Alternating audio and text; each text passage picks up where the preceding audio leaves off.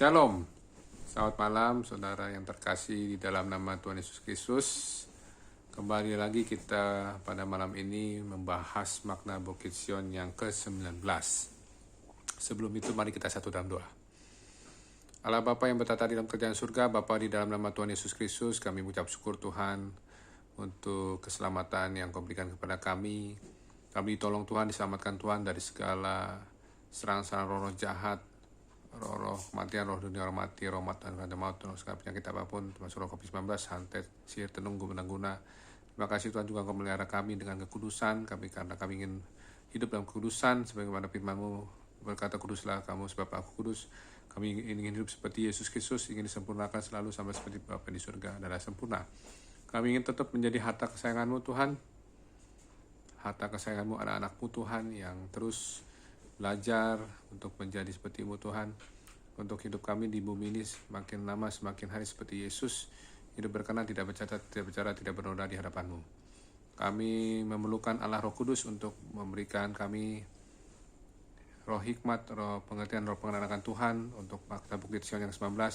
Urapi Bapak Ibu Saudara yang menyaksikan program ini Tuhan, Bukit Sion yang ke-19 makna rohani, dan urapi hamba-Mu Tuhan yang akan menyampaikannya dengan urapan yang baru dari surga. Kami berdoa Tuhan, perlindungan darah hamba Allah Yesus Kristus untuk kami semua. Kami siap untuk menerima apa yang menjadi firman Tuhan, untuk mengerti dan menerima makna Bukit Sion yang ke-19 ini. Dalam nama Tuhan Yesus kami berdoa sekali. Amin. Ya, makna Bukit Sion yang ke-19 adalah Sion adalah tempat Allah berkuasa. Jadi Sion itu adalah tempat Allah berkuasa. Jadi tempat Allah berkuasa, ada kata Allah berkuasa. Ya, dan itu memang betul Allah berkuasa. Kita coba buka di firman Tuhan Yesaya 24 ayat 23. Yesaya 24 ayat 23. Saya bacakan ya, Yesaya 24 ayat 23. Bulan purnama akan tersipu-sipu dan matahari terik akan mendapat malu. Sebab Tuhan semesta alam akan memerintah di Gunung Sion dan di Yerusalem, dan Ia akan menunjukkan kemuliaannya di depan tua-tua umatnya. Saya ulangi lagi, Yesaya 24 ayat 23. Bulan purnama akan tersipu-sipu dan matahari terik akan mendapat malu.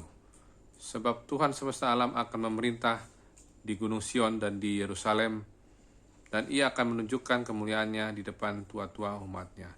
Jadi di sini kita melihat bahwa Tuhan semesta alam ini akan memerintah. Tuhan semesta alam ini ada memerintah. Jadi ada pemerintahan Tuhan di Gunung Sion. Dan di sana di Gunung Sion itu bukan hanya tempat kediaman Tuhan saja, tempat kekudusan, tempat pemuji Tuhan, tempat namanya kudus, tempat hukum-hukum Tuhan. Dan juga merupakan tempat Tuhan memerintah. Berarti kepala pemerintahannya adalah Tuhan. Tuhan semesta alam, Tuhan Yesus Kristus. Ya, artinya apa? Bahwa kita yang nanti akan menuju Sion, sudahkah di bumi ini Tuhan berkuasa memerintah dalam kehidupan kita? Atau apakah kita sudah menyadari kita bersama-sama Tuhan memerintah melalui kehidupan tubuh jiwa roh kita dalam kita menjalankan hari demi hari? Nah, itu harus direnungkan ya. Karena Tuhan itu memerintah di Gunung Sion. Berarti Tuhan itu memerintah kepada orang-orang yang rindu akan Sion. Kita termasuk orang-orang yang dilahirkan Sion, yang menuju ke Sion. Artinya orang-orang yang di ruang Maha Kudus.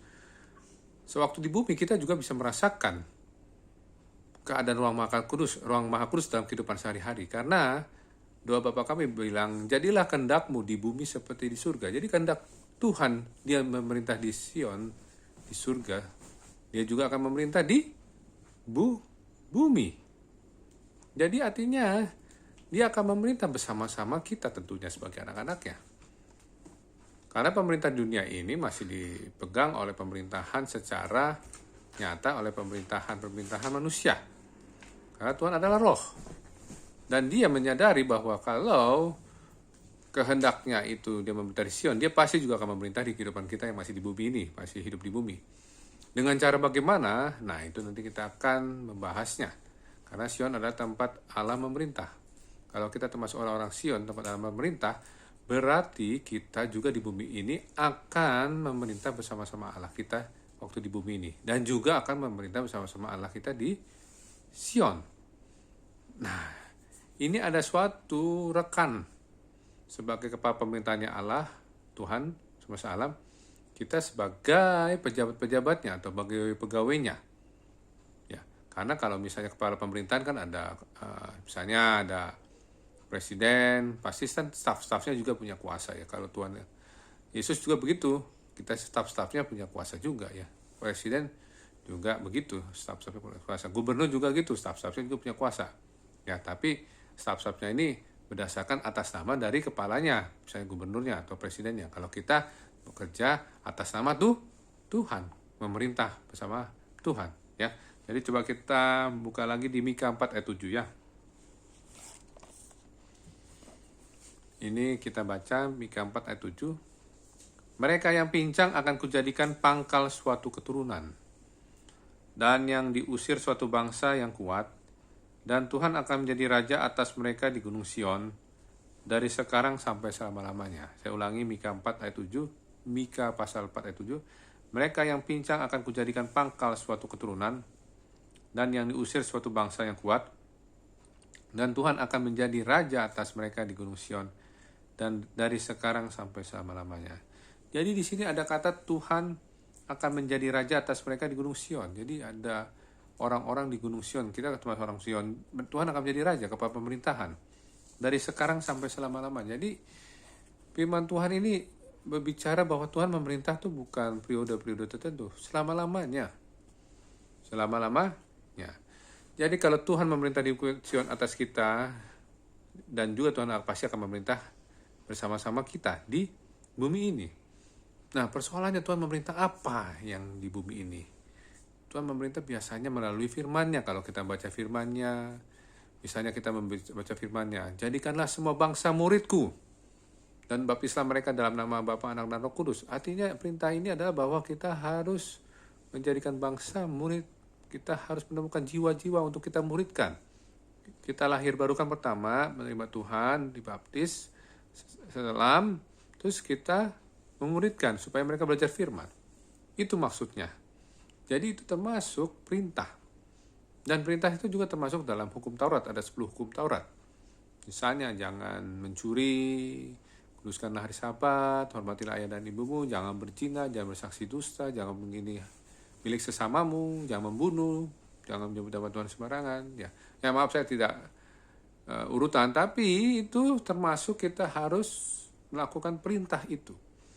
Ya, kalau misalnya kita dikasih perintah otoritas atas Tuhan, misalnya ada firman Tuhan bilang, karena itu tunduklah kepada Allah dan lawanlah iblis. Berarti kita harus tunduk sama Allah dan lawanlah iblis. Kita punya otoritas atas iblis. Ya, jadi kita punya otoritas juga atas dosa, supaya dosa jangan berkuasa lagi atas kita. Kita punya otoritas, berarti otoritas itu bukan dari kita. Kita tidak punya otoritas sama sekali dimanapun di bumi ini sebagai manusia. Otoritas kita hanya melalui otoritas dari Tuhan, dari tata Allah. Kasih karunia Allah turun diberikan kepada kita melalui Roh Kudus. Kisah Para Rasul 1 ayat 8. Tetapi kamu akan menerima kuasa bila Roh Kudus turun atas kamu, dan kamu akan menjadi saksiku di Yerusalem, seluruh Yudea, Samaria, sampai ke ujung bumi. Artinya kalau Tuhan Allah kita berkuasa, artinya Tuhan Allah kita juga memberikan kuasa kepada kita, dan kita bisa memerintah juga bersama-sama Tuhan. Ya, maksudnya bersama Tuhan, misalnya kita mengusir setan, kita pakai nama Bapa kita, nama Tuhan kita, di dalam nama Tuhan Yesus, roh setan keluar dalam tubuh jiwa roh kami. Dalam nama Tuhan Yesus, roh setan keluar dari rumah kami. Dalam nama Tuhan Yesus, dalam nama Bapa, Anak, dan Roh Kudus, dalam nama Tuhan Yesus, segala roh penyakit keluar. Gitu ya. Kita bisa mengusir setan berdasarkan otoritas dari Allah Bapa di dalam nama Tuhan Yesus Kristus. Ada amin. Ya, jadi ini penting sekali untuk memahami kehidupan di bumi ini, kita bisa mendapatkan otoritas dari Tuhan. Ya, Tuhan bisa memerintah di Bukit Sion melalui kita juga yang masih hidup di bumi. Ya, kita baca lagi di Satu ayat lagi yang terakhir, Roma 5 ayat 17. Roma 5 ayat 17. Roma 5 ayat 17. Demikian, sebab jika oleh dosa satu orang maut telah berkuasa oleh satu orang itu, maka lebih benar lagi mereka yang telah menerima kelimpahan kasih karunia dan anugerah kebenaran akan hidup dan berkuasa oleh karena satu orang itu, yaitu Yesus Kristus. Saya ulangi lagi ya. Roma 5 ayat 17. Sebab jika oleh dosa satu orang maut telah berkuasa oleh satu orang itu, maka lebih benar lagi mereka yang telah menerima kelimpahan kasih karunia dan anugerah kebenaran akan hidup dan berkuasa oleh karena satu orang itu, yaitu Yesus Kristus. Jadi kita ini ada garis bawah ini, kita menerima kelimpahan kasih karunia dan anugerah kebenaran akan hidup dan berkuasa. Jadi jaminan hidup kita hanya melalui Yesus Kristus. Makanya kita hidup karena Yesus Kristus. Kita hidup bagi Kristus. Ya, saya ulang ya, kita hidup bagi Kristus. Jadi kalau kita hidup bukan bagi dunia. Ya. Kalau Bapak Ibu hidup bagi dunia, nanti akan terjadi hidup itu akan terjadi mengalami kemerosotan. Artinya hidup ini akan menjadi kemerosotan jauh dari Tuhan. Kalau kita hidup bagi dunia akan dipakai dunia. Padahal tubuh kita ini yang menciptakan bukan dunia, yang ciptakan Tuhan Yesus. Amin. Tapi banyak orang hidup bagi dunia, makanya menyerahkan tubuh jiwa rohnya ke dunia, akhirnya dikuasai oleh roh jahat, roh setan. Yang mereka tidak menyadari bahwa itu adalah panggilan yang satu-satunya yang kita harus lakukan adalah kita hidup bagi Kristus. Satu-satunya, tidak ada yang lain. Hidup kita itu hanya bagi Kristus. Makanya kita bisa berkata dalam nyanyian, hidupku bukannya aku lagi, tapi Yesus dalamku. Hidupku bukannya aku lagi, tapi Yesus dalamku. Yesus hidup dalamku. Hidupku bukannya aku lagi, tapi Yesus dalamku. Nah, kalau kita bagi Kristus, itu artinya kita menjadikan diri kita tuh Sion, tempat Allah yang berkuasa. Senang gak kalau misalnya Allah berkuasa dalam hidup kita? Senang banget. Ya, apalagi masa pandemi ini banyak tantangan, banyak ancaman, banyak ketakutan yang diintimidasi oleh sistem-sistem, ya, serangan-serangan yang menjadikan hidup ini jadi penuh keraguan. Mau pakai mana ini, kiri kanan, teori yang mana nih, ini ada pendapat ini kan. Semua sudah menjadi, orang-orang jadi bingung. Tapi firman Tuhan gak membuat bingung. Firman Tuhan tidak membuat ketakutan, tidak membuat ragu-ragu. Ya, dalam Tuhan Yesus Kristus adalah dia batu penjuru seperti yang kemarin ya. Tuhan Yesus adalah batu penjuru, batu terpilih, batu teruji, batu penjuru yang mahal. Ada keselamatan kita. Maka Tuhan Yesus tidak ingin kita binasa oleh sistem yang jahat ini, dunia ini. Karena hari-hari ini akan makin jahat. Ya, makin jahat karena ya manusia berusaha untuk menyenangi dirinya sendiri dan berusaha untuk memakai keahliannya untuk supaya mengikuti naluri-nalurinya dia, ya suka-sukanya dia dari pemikiran-pemikirannya.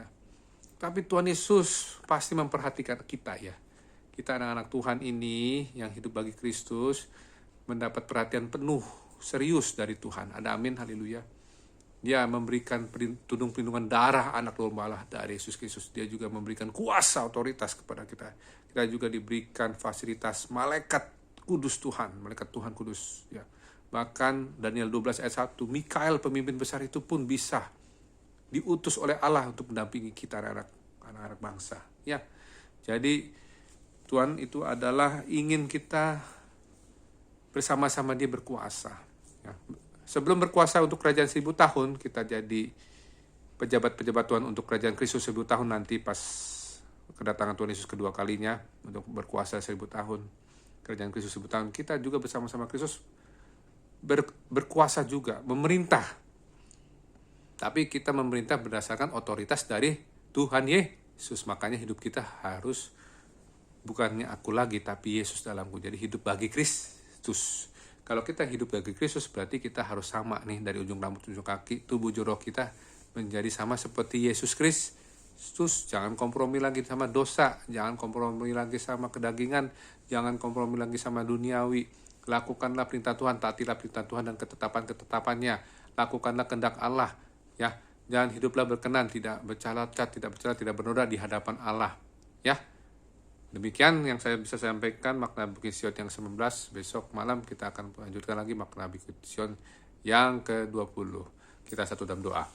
Allah Bapa yang bertata di dalam kerajaan surga, Bapa di dalam nama Tuhan Yesus Kristus, kami berdoa kepada kami yang menyaksikan program ini, Tuhan Bapak Ibu, kami bersyukur Tuhan, kami telah mengerti firman-Mu, makna Bukit Sion yang ke-19, tempat Allah berkuasa. Kami mau Tuhan, tubuh kami juga ada tempat Bait Roh Kudus, artinya tempat Sion juga. Karena Bait Roh Kudus itu bicara tempat kediaman-Mu, dan itu adalah Sion di badan kami, tubuh roh kami. Kami berdoa Tuhan Allah berkuasalah. Kami mengundang, mengizinkan Allah berkuasa atas tubuh kami. Biarlah tubuh kami benar-benar kudus, tubuh jiwa kami. Berkuasalah ya Bapa atas tubuh kami, dan kami mau perintah bersama-sama Bapa atas tubuh kami. Dan kami mau hidup bagi Kristus, artinya kami ingin melakukan perintah-perintah Tuhan, ketetapan-ketetapan Tuhan. Tolong kami Tuhan, kami butuh anugerah Tuhan, kasih karunia yang berlimpah-limpah, untuk kami bisa menjalani hidup seturut kehendak-Mu, seturut firman-Mu, dan tidak menyimpang ke kiri ke kanan, berjalan jalan-jalan Tuhan. Tolong kami Tuhan, proteksi kami dengan darah anak domba Allah dari Yesus Kristus. Berikan kami hidup, karena kami Tuhan, anak-anak-Mu Tuhan, mau Tuhan hidup untuk melakukan perintah-perintah-Mu, untuk melakukan ketetapan-ketetapan-Mu, melakukan rencana-rencana-Mu. Kami berdoa Tuhan, kami tolak kematian dini, kami tolak segala kuasa gelap, tolak kematian roh dunia orang mati, kami tolak segala santet, sihir, tenung, guna-guna, kami tolak roh maut dan anti maut, segala penyakit apapun, termasuk roh-roh penyakit COVID-19, dipatahkan kuasanya dengan darah anak domba dari Yesus Tuhan. Berikan kami tidur nyenyak, bangunkan besok kami dengan tubuh disegarkan, biarlah kami juga jadi pendua-pendua sapatu Tuhan, bisa bangun jam 4 pagi atau 5 pagi untuk memuji Tuhan, menyembah Tuhan, bersyukur kepada Tuhan. Jadikan kami pagi-pagi ada mesbah pribadi-Mu Tuhan, melakukan hubungan pribadi dengan Tuhan secara pribadi untuk semuanya demi hormat kemuliaan nama Tuhan dipermuliakan. Terima kasih Tuhan, kami terus mau Tuhan dipimpin oleh Roh Kudus, kami mengizinkan Allah Roh Kudus untuk terus bersama-sama menjalankan hidup melewati masa pandemi ini dan masa tribulasi nanti. Kami berdua juga dengan tribulasi, kami diperkenankan Tuhan, dilayakkan Tuhan menjadi umat-umat pilihan-Mu dalam pengangkatan rapture-Mu Tuhan, dalam awan menyongsong Tuhan, dan kami bersama-sama Tuhan di angkasa kemuliaan-Mu, di awan kemuliaan-Mu. Di dalam nama Bapa, Anak, Roh Kudus, dalam nama Tuhan Yesus Kristus, kami berdoa dan syukur. Haleluya. Amin. Terima kasih. Tuhan Yesus memberkati. Shalom.